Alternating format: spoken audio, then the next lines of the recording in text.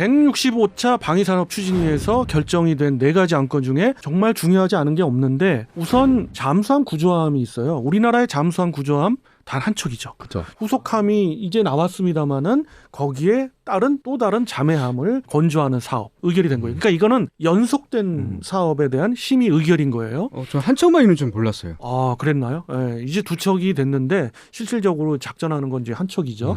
그리고 또 하나의 사업은 수중 무기 체계 장보고 2급이죠. 선원일급 잠수함의 성능 개량 사업을 지금 하고 있어요. 사실 1번함부터 3번함까지 이 3척을 축차적으로 해오고 있고 여기에 더해서 이 사업들이 기본 베이스가 완전히 결정이 됐어요. 아, 잘 돌아가는구나. 이렇게 성능 개량하면 되겠구나가 확정이 됐거든요. 그래서 나머지 4번함과 9번함까지 6척도 다 성능 개량하겠다는 그 심의 의결을 2번째로 했고요. 3번째는 지금 뭐 보나마나 보라매를 타겟으로 한 것 같은데 네. 우리나라의 단거리 공대공 유도탄 2. 유도탄 2라고 하는 거는 기존에 유도탄 1 사업이 한 번 있었어요. 사업 자체로는 있었거든요. 그렇기 때문에 유도탄 2 사업을 하겠다라는 게 또 심의 의결됐어요. 6,616억인가요? 뭐 제가 알기로 그렇게 일단 심의 의결했는데 그런데 이 사업은 어떻게 보면 신규 사업인 거죠. 앞서의 2 사업은 이어지는 사업을 그렇죠. 의결한 건데 이건 신규 사업이라 이 부분에 대해서 네. 한번 이야기를 나눠보도록 하겠는데 일단 궁금한 게 하나 있는데 단거리 공대공 유도탄 2라고 하면 원이 있었나요? 네, 있었어요. 네, 이런 당연히 그런 개발 계획이 당연히 있었습니다. 우리가 FA50도 그런 문제를 태생적으로 안고 있었거든요. 수출을 하기 위해서는 미사일을 장착하는 부분에 있어서 국산이 필요해요. 사실은. 이런 부분을 진작에 알고 있었고 우리가 기반 기술이 있었기 때문에 할 수 있는데 그것이 좀 여의치가 않았죠. 근데 이제 보라매가 완전 성공해 버리고 이게 중동 국가에도 관심을 갖고 하다 보니까 또 그거의 어떤 중요한 키 중에 하나죠. 정 작가님이 이야기해 주실지는 모르겠습니다만은 제가 미리 앞서 이야기하면 LIG 넥스원에서 센서를 개발했지 않습니까? 단거리 유도탄 센서를 개발했기 때문에 이 센서를 적용할 수 있는 단거리 유도탄은 필요하거든요. 그래서 어떻게 보면 앞서 밀떡에서 한번 말씀드렸죠. 중거리 유도탄 사업 그것이 설계를 상당히 고성능으로 잡았다라고 말씀을 좀 드린 것 같아요. 근데 지금이라도 당장 짧은 시기에 개발할 수도 있는 것이 단거리 유도탄 사업일 수 있다. 근데 이걸 이번에 심의 의결했다. 맞습니다. 저는 그렇게 봐요. 그 KF-21 보라매와 연동돼 있다는 거는 방위사업추진위원회 관련 자료에서도 충분히 나와 있고요. 이게 그 무기 수출할 때 가장 중요했던 게 우리가 마음대로 사고 팔 수 있는 목록이 있어야 되는 지점들이 있고 근데 KF-21 보라매에 장착된 단거리 공대공 미사일은 독일제 IRIS-T라고 부르는 무기거든요. 이 무기는 뭐 좋은 무기죠. 문제점이 하나 있는 게 제가 보기에 KF-21 보라매나 FA50의 주요 수출 시장 중에 하나로 부상하고 있는 게 중동이잖아요. 중동인데 중동의 정치적인 지형이나 여러 가지를 고려할 때 일단 이 국가에서는 이스라엘제는 절대 안 쓸 거고요. 그러니까 미국제라든지 유럽제를 써야 되는데 미국도 그렇고 유럽도 그렇고 중동이랑 항상 정치적인 트러블이 생겨난 적이 되게 많았거든요. 특히 IRIS-T의 판매국인 독일 같은 경우는 인권 문제라든지 여러 가지 문제를 걸어서 중동 지역의 자국의 무기는 물론이고 자국의 엔진이라든지 이런 걸 장착한 타국의 무기 수출도 막은 사례들이 굉장히 많이 있어요. 그럼 이런 사례들을 생각하면 수출 문제 그리고 또 국산 전투기에 달 국산 미사일이 반드시 필요하다. 뭐 이런 것들까지 감안하게 되면 뭐 시기라든지 이런 거는 뭐 말씀하신 대로 늦었다 뭐 이런 생각은 둘째치고 반드시 만들어야 되는 지점들이 있고요.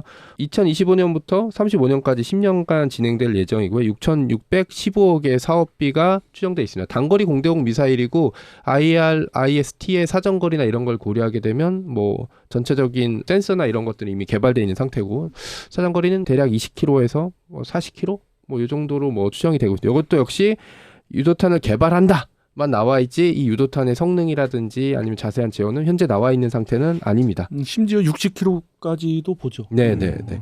독일제 IRIS-T는 보통 뭐 제가 얘기한 그 정도 성능, 뭐 20에서 40km 정도의 성능이고 검증돼 있는 무기고 유럽에서 지금 맹활약하고 있죠. 하지만 뭐 좋은 무기 많은데 우리한테 좋은 무기 뭐냐면 우리가 만들고 우리가 통제할 수 있고 우리가 사고 팔 때 유리한 거지. 우리가 전투기 파는 것도 힘들어 죽겠는데 미사일도 따로 여기서 얘기해서 파는 건 이번에 폴란드 FA50 관련해서 폴란드에서 미사일 가지고 한번 시비를 건 적이 있잖아요. 그런 상태에서 볼 수 있듯이 상대국에서 가격을 낮추거나 아니면 협상에서의 우위를 차지하기 위해서 충분히 발목을 잡을 수 있는 문제가 되거든요. 네. 거기서 덧붙인다면 우리 입장에서 본다면 단거리 공대공 미사일도 사이드와인더 계열만을 고집할 수는 없어요. 전에도 얘기해 드렸지만 사이드와인더는 이제는 적성국 내지 미래 적대 관계에 있을 수도 있는 주변국들이 너무도 그 성능과 특징을 다 알고 있어요. 그래서 전자전에 굉장히 취약해요. 그렇기 때문에라도 새로운 막 DNA가 전혀 다른 네. 우리의 네. 그런 미사일이 필요하거든요. 우리 입장에서라도 그렇죠. 필요하고 두 번째는 이런 옵션을 여러 개 둠으로 그렇죠. 인해서 이 보라매를 갖다가 도입할 의사가 있는 국가들한테 옵션을 많이 주는 거죠. 맞습니다. 앞서의 이야기는 하셨으니까 중동에 특화돼서 얘기하셨으니까 그건 그거대로 당연히 이유가 있을 수 있고요. 그래서 그런 여러 이유 때문에라도 이 사업은 반드시 했어야 되고 이 사업이 추진을 할 거다라는 걸 심히 의견한 거죠. 근데 저는 걱정이 되는 게 미사일 개발이라는 것 자체가 뭐 쉬운 일은 아닌데다가 게다가 체계를 통합하는 인티하는 거를 아직 우리 국가에서는 우리나라에서는 해본 적이 없잖아요. 맞습니다. 그래서 미사일은 개발할 수 있을 것 같은데 인티하는데 좀 시간이 걸리지 않을까. 걸려요. 예. 네. 그렇기 때문에 방위사업청에도 정확한 로드맵을 제시했어도 그 로드맵 자체도 변화가 있겠습니다만은 우리가 추정컨대는 2030년 네. 언저리에서 개발될 거다라는 거죠. 35년까지 잡혀 있긴 한데 저는 이 35년이란 기간이 아마 태 기자 얘기대로 인티를 충분히 해서 해외에 선보일 수 있는 시간까지가 아닐까라는 생각을 하고 있는데 이런 무기 개발은 시간이 갈수록 좀 어려워지더라고요. 2030년 지금 기준이 2030년이라고 하면 또 한 번 배달의 민족인데요. 네. 2035년까지 잡혀 있어요. 2035년. 네. 그나마. 이게 네. 그 넓게 또는 좀 길게 잡아온 거고 사실은 내부적인 타겟은 2030년 정도로 보는 게 왜 그러냐면 그때쯤 되면 보람의 수출에 있어서 수출 도입국들이 계속 이야기가 오고 우리는 보람의 블록 2도 운영을 할 수 있는 시점이거든요. 그렇다면은 그 시점에 맞추어서 개발하는 게 가장 최적의 개발 로드맵인 거죠.